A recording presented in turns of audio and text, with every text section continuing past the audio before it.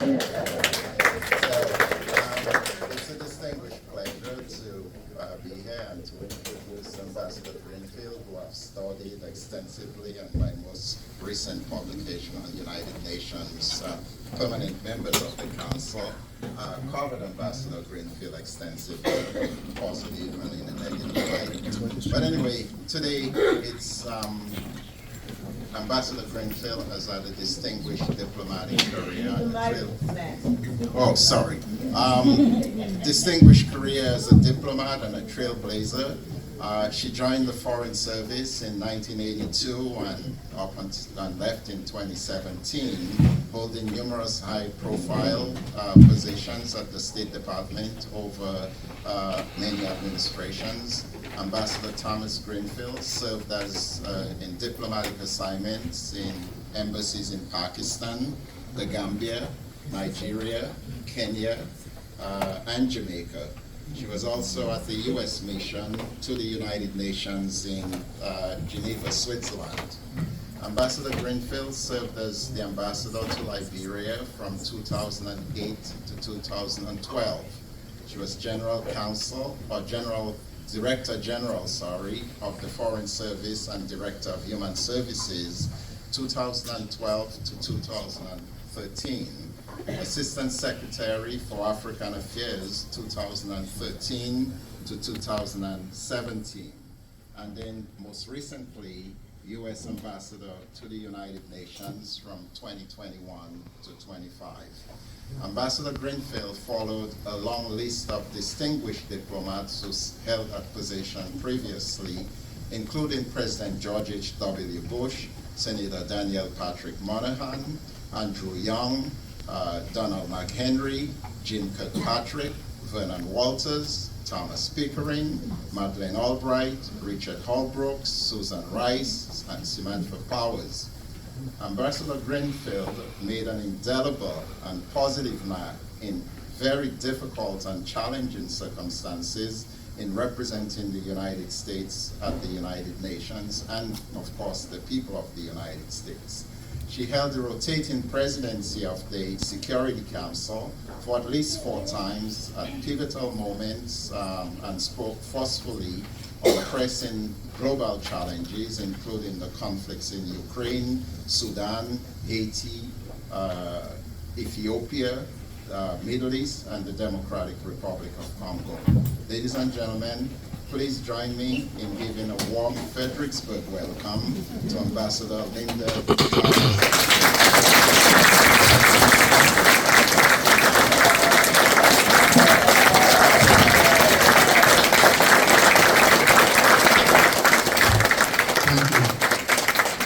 This microphone is very important, not just for those who are present, but for those who are joining us online in order to be heard. Thank you so much, and good morning, everyone. Good morning. So, thank you, Dr. Hillard, for that very kind and very generous introduction. I will add one more name to former ambassadors to the United Nations. The person who was my mentor and who really was responsible for my career, and that was Dr. Ed Perkins, who was the first African-American ambassador to South Africa, but also was our ambassador to the United Nations and ambassador to Liberia and Director General of the Foreign Service. So I followed him in 3 separate positions. Let me start by expressing my immense appreciation for being invited by my good friend, Ambassador Pamela Bridgewater, to this historic church to launch her extraordinary memoirs, Bridging Troubled Waters. I want to recognize Reverend Ockhart, Ambassador Bridgewater's husband, Pastor Dobbins, for that very inspiring opening prayer, and the mayor of Fredericksburg, Carrie Devine, for welcoming us to this historic city. At this point, after following Sarah, who recognized just about everyone else in the room, I can use that old African adage, all protocols observed. Now, what that means is that I recognize every other important person in this room, and I don't have to name you. But I do have to recognize my ambassadorial colleagues, who were already recognized. Most important among them, Ambassador Brazil, who I work for in Kenya,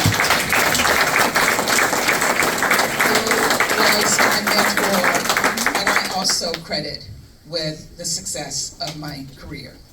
My good friend, Marcia Barnicott, who followed me a bit as Director General of the Foreign Service and served as our ambassador to Senegal. Bernadette Allen served as ambassador to Niger, to Niger, and was I haven't seen her for years, so I'm so excited to see you here. Ambassador Teddy Taylor, Ambassador Natalie Brown. Did I forget any ambassadors? All protocols observed. You know, when I came in the room, and I can't remember who it was, someone said to me, I'm a very close friend of Pamela. And I looked at him and said, so is everybody in this room. You're not special. I had the advantage of getting an advanced copy of the book. And I have to say, I was so impressed. I didn't read every chapter twice, as I heard Pam's mother-in-law is reported to have done, but I couldn't put it down. As I read her memoir, I'm going to put on my glasses here, I quickly realized that her life story is a history of the African American experience and of African American life, and it is also a history of America, a history of Fredericksburg. And for me and so many African Americans and others who served in the diplomatic service, it is a source of immense pride. Ambassador Bridgewater's story is about diplomacy. It's my story. It is our story. I can't recall when I first met Pamela. She came into the Foreign Service 2 years before me, but in that short period of time, she had already made a name for herself. People told me I had to meet her. And we would continue to cross paths for a number of years, but I never got a chance to meet her. Her name, however, using today's terminology, was already trending. I was a staff assistant in the Director General's office when her request to bid on Durban, South Africa, after already serving 3 years in Pretoria, came to the DG's office for a decision that would allow her to stay in the same country for 6 years, which went against all practice and rules. And I think, Teddy, you may have been responsible for doing one of those memos opposing Pam.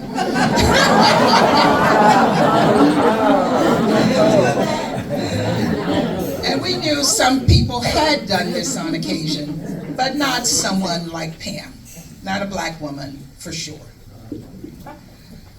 So memos were flying in to my office. I was a lowly staff assistant, but they were all coming to me for Ambassador Perkins, supporting her being assigned to Durban, including her ambassador, Princeton Lyman, who wrote directly to the DG, Ambassador Ed Perkins, who I just spoke about, who had been appointed by President Reagan as the first American ambassador to South Africa. He already knew the landscape, and he knew the kind of person needed to effectively do that job. And despite the recommendations from his personnel staff, funnily called career destruction officers, who sent in memos against Pamela being appointed, Ambassador Perkins ruled in her favor, and the rest is history.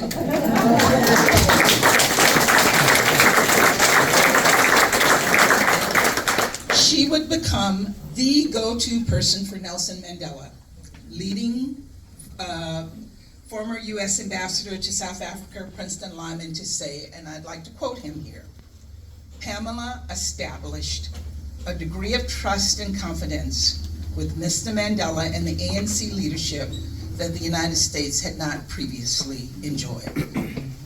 That statement could have been made for all of Pamela's assignments. Being a 3-time ambassador is not the norm. Ambassador Bridgewater served as our ambassador to Benin, to Ghana, to Jamaica. She not only bridged troubled waters, she was a trailblazer, laying the foundation for all of those who followed her, including me. Hundreds of young Foreign Service officers have been mentored to success by her. She was and continues to be an icon and a role model. I saw the display on diplomacy yesterday morning at the National Museum of African American History and Culture, featuring no other than Ambassador Bridgewater.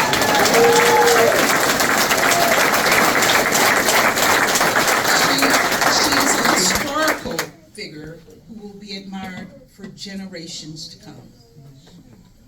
At the beginning of my remarks, I mentioned how important her memoir is for diplomacy. This is the diplomacy that is under attack.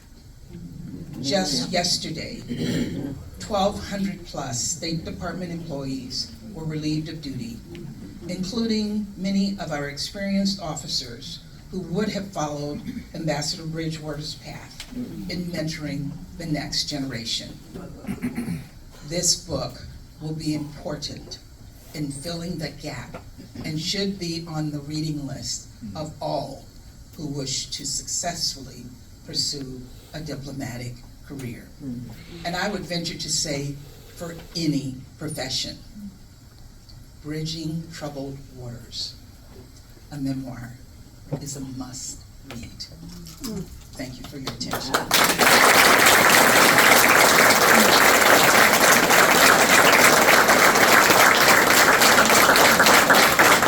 Thank you, Ambassador Linda Thomas Greenfield.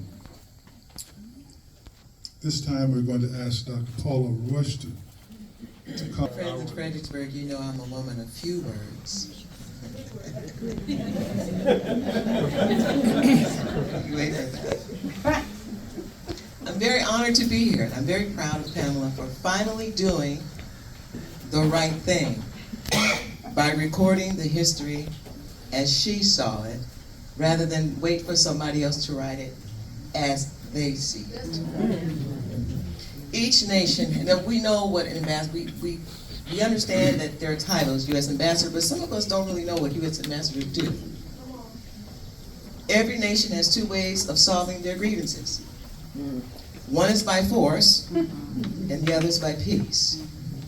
Peace comes through diplomacy, and diplomacy comes through our ambassadors, who speak on behalf of us, we the people, and the President of the United States. They are the first people that foreigners see representing our values and our ideas. It's not an easy thing to do, it's a powerful position. It's not an easy thing to do.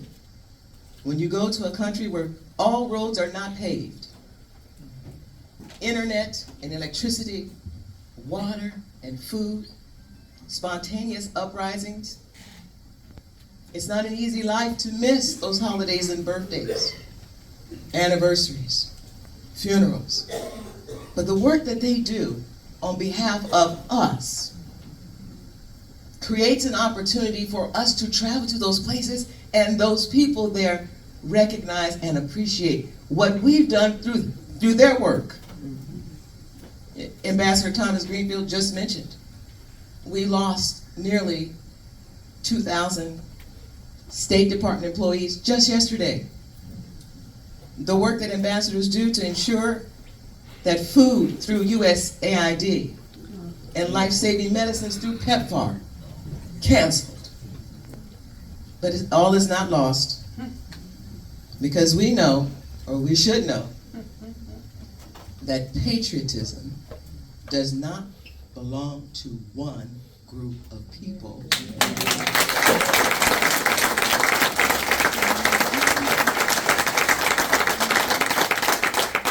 And ambassadors exemplify what it means in word and deed, what it means to be an American patriot. I said I wasn't going to go that far.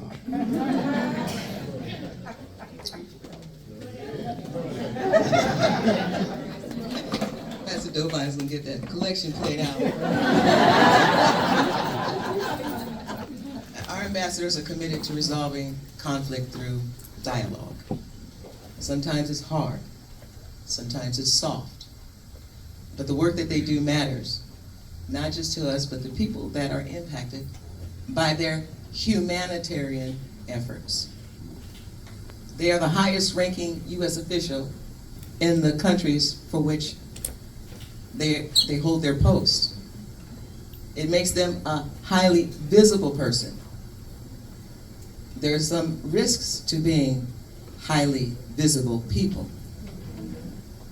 In her chapter on Liberia, Ambassador Bridgewater describes a one-on-one meeting with a Liberian rebel during an active internal war.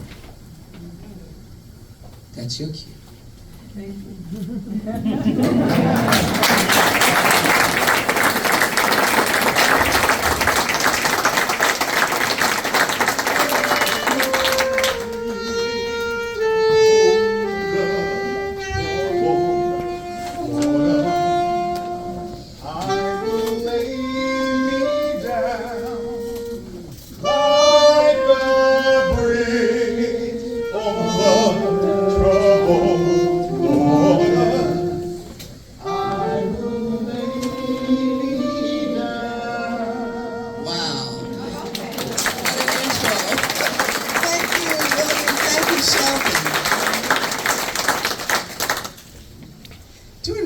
Trips after meetings in Senegal and the Gambia, and while preparing for an imminent flight back to Washington, I received a call from Assistant Secretary of State Walter Kansteiner.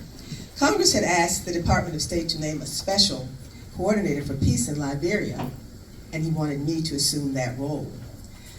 As a special coordinator for peace in Liberia, I would need to fly immediately to Conakry, Guinea, where Liberian rebel leader Sekou Kane made his headquarters, to deliver an official message to Kane from the Department of State. In diplomatic language, a message like this is called a démarche. To get to Conakry from Banjul, I had to fly to Brussels, then wait there for a connecting flight to Conakry, Guinea, because there was no direct service between African nations. If there was, it was very limited.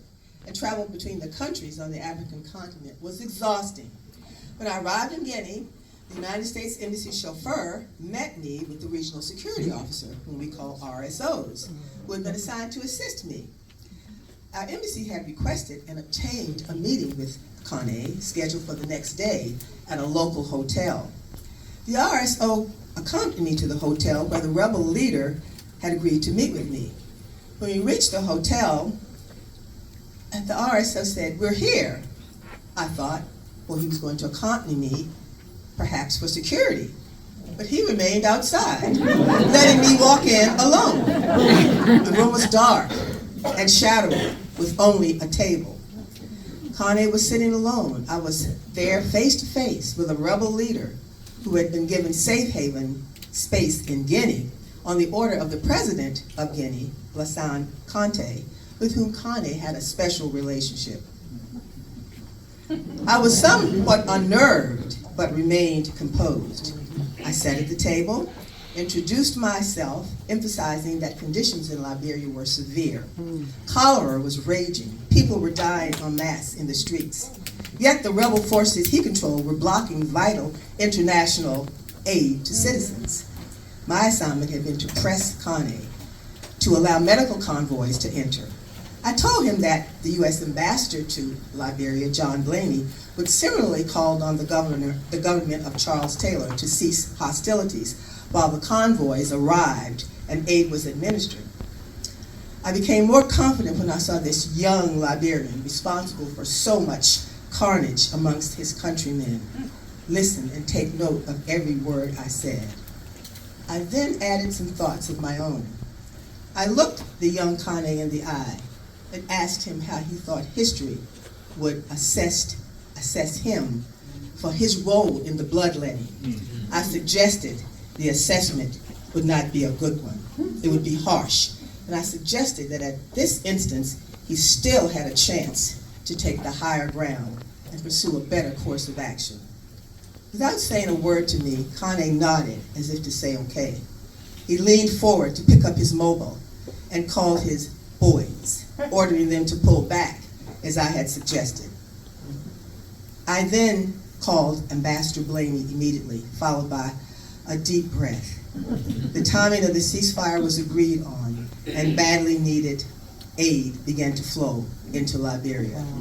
The day's diplomatic breakthrough occurred in a dark room in the basement of a hotel in Guinea.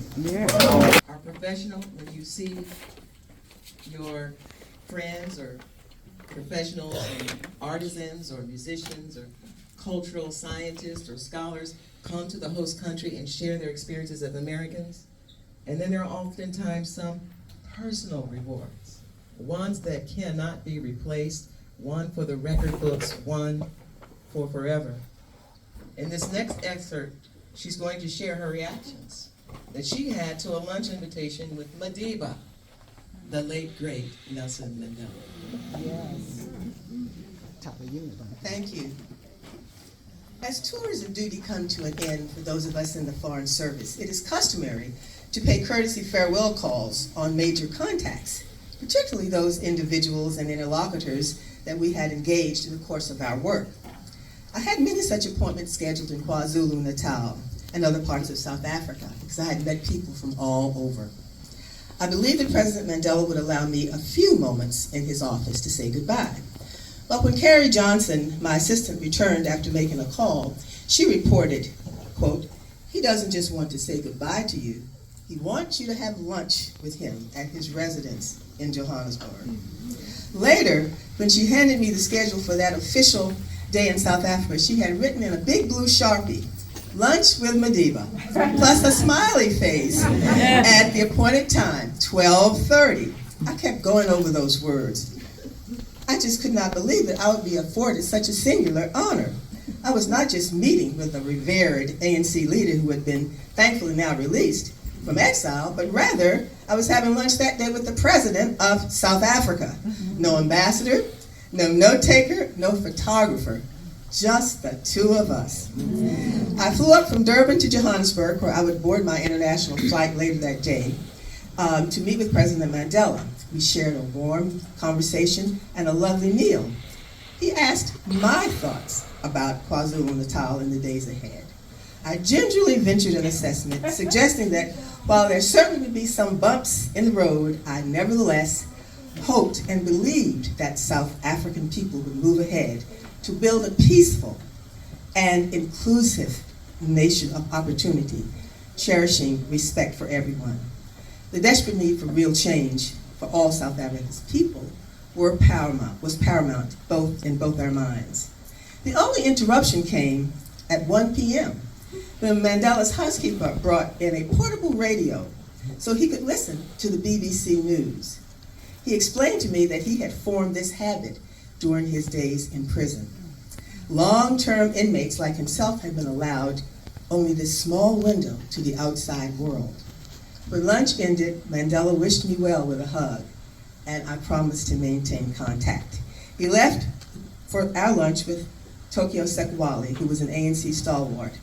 Tokyo took a photo of Mandela and me smiling broadly from the porch of his residence, and that photo is my favorite of all the many photographs I have with Nelson Mandela.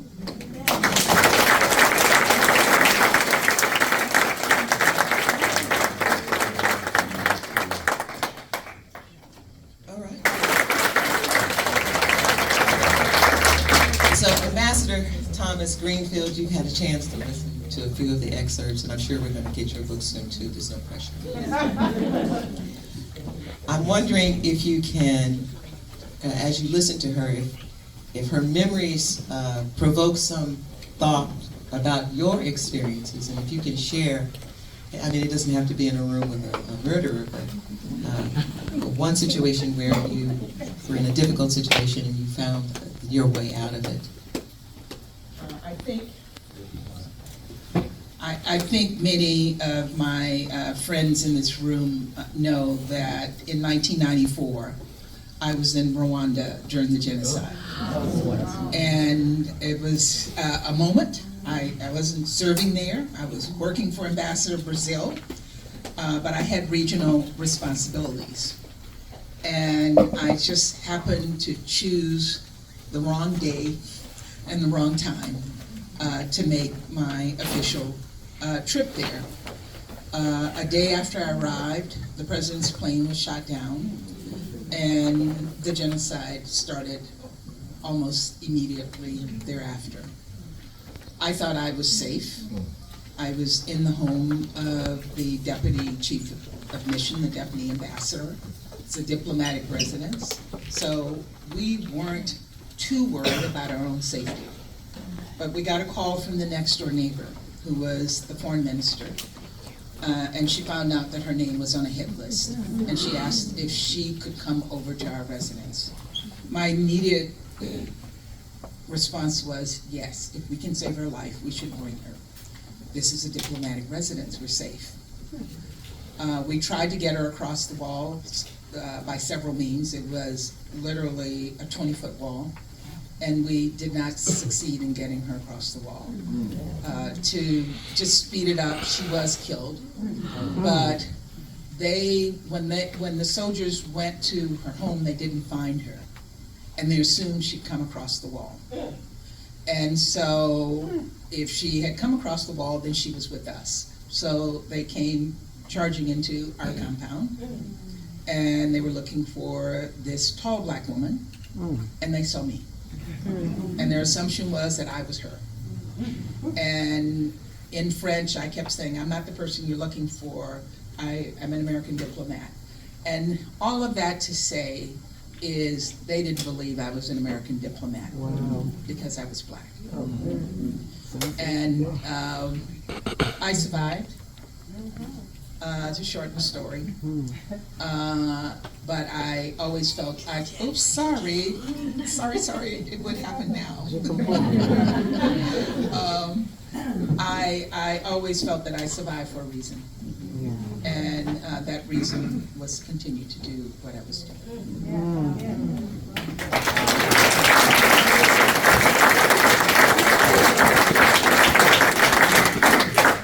Well, I am grateful that you survived.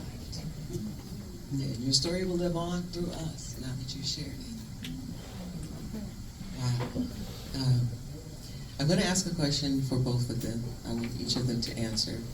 And then if there's time, depending upon who's controlling the time, we may be able to take a few questions from the audience. You have each served more than 30 years with the Department of State, and you've lived and traveled abroad extensively. My question to both of you is based on your experiences and our current political climate. With the dramatic shift in foreign policy, in decimating critical food and medical programs like USAID and PEPFAR, and of course the forced reductions yesterday, the civil service and 246 foreign service officers were a part of that number. And those officers are the ones who are tasked with creating peace through dialogue. Lawlessness and disorder abounds, not just in other places. It is occurring here. And people are empathetic. They're apathetic, I should say. Tired of fighting. Some of us have given up on our ideas and values that you have worked, all of you ambassadors have worked your entire careers to uphold. Based on your experiences, what have others done in similar circumstances in the countries that you've served? And what can we do to keep fighting the good fight? So I'll start with you. Thank you for starting with me. I was hoping you would start with her so I could just say all protocols observed.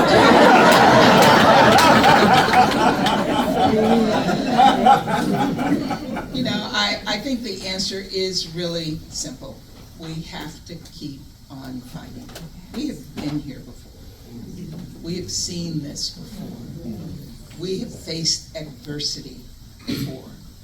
And we survived. And I have to be honest in saying I never thought we'd go back. And I clearly was wrong. So what that means to me is that we have to continue to fight. We can't ever let up. We can't ever sit on our hands and pat ourselves on the back and say, well done. We have to keep fighting. So that's my message, and part of that fight is to vote.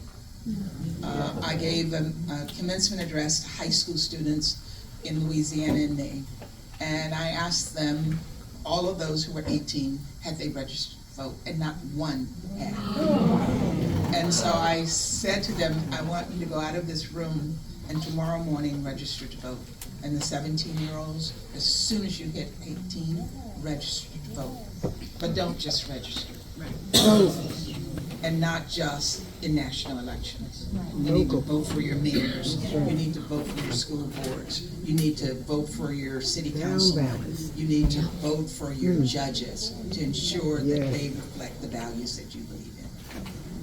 Thank you very much.